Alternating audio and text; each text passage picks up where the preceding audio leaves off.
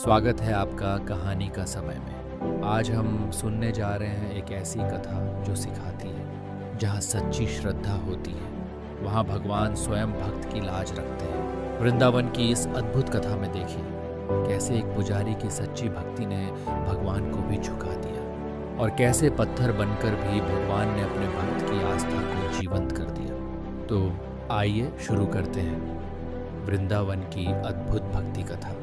एक राजा ने भगवान कृष्ण का एक मंदिर बनवाया और पूजा के लिए एक पुजारी को लगा दिया। पुजारी बड़े भाव से बिहारी जी की सेवा करने लगे। भगवान की पूजा अर्चना और सेवा टहल करते पुजारी की उम्र बीत गई। राजा रोज एक फूलों की माला सेवक के हाथ से भेजा करता था।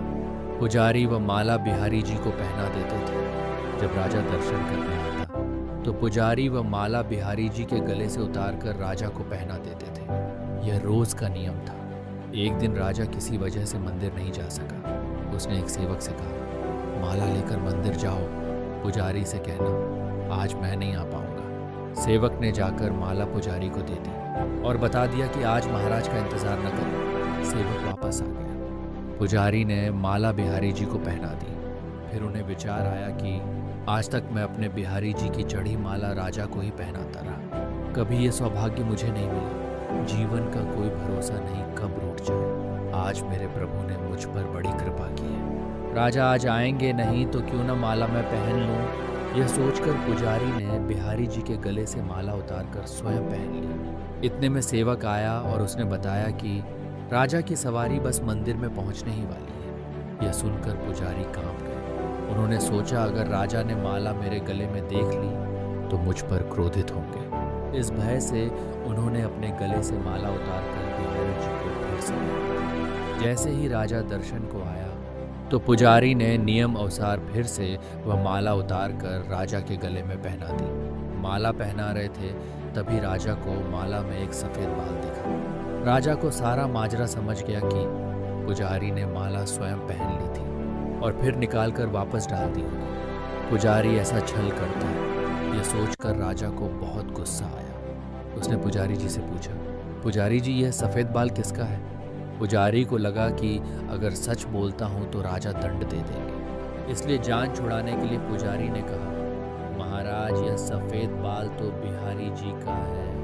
अब तो राजा गुस्से से आग बबूला हो गया कि ये पुजारी झूठ पर झूठ बोले जा रहा है। भला बिहारी जी के बाल भी कहीं सफ़ेद होते हैं?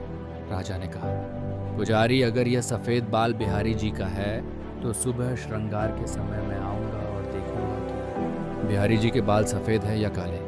अगर बिहारी जी के बाल काले निकले तो आपको फांसी हो जाएगी। राजा हुक्म सुनाकर चला गया। अब पुजारी रोकर बिहारी जी से विनती करने लगे, प्रभु मैं जानता हूँ आपके सम्मुख मैंने झूठ बोलने का अपराध किया। अपने गले में डाली माला पुनः आपको पहना दी। आपकी सेवा करते करते वृद्ध हो गए। ये लालसा ही रही कि कभी आपको चढ़ी माला पहनने का सौभाग्य मिले। इसी लोभ में यह सब अपराध हुआ। मेरे ठाकुर जी पहली बार ये लोभ हुआ और ऐसी विपत्ति आ पड़ी है। मेरे नाथ अब नहीं होगा ऐसा अपराध। अब आप ही बचाइए, नहीं तो कल सुबह मुझे फांसी पर चढ़ा दिया जाएगा। पुजारी सारी रात रोते रहे। सुबह होते ही राजा मंदिर में आ गया। उसने कहा कि आज प्रभु का श्रृंगार वह स्वयं करेगा। इतना कहकर राजा ने जैसे ही मुकुट हटाया तो हैरान रह गया। बिहारी जी के सारे बाल सफ़ेद थे। राजा को लगा पुजारी ने जान बचाने के लिए बिहारी जी के बाल रंग दिए होंगे। गुस्से से तमतमाते हुए उसने बाल की जांच करनी चाहिए, बाल असली हैं या नकली। ये समझने के लिए उसने जैसे ही बिहारी जी के बाल तोड़े, बिहारी जी के सिर से खून की धार बहने लगी। राजा ने प्रभु के चरण पकड़ लिए और क्षमा मांगने लगा।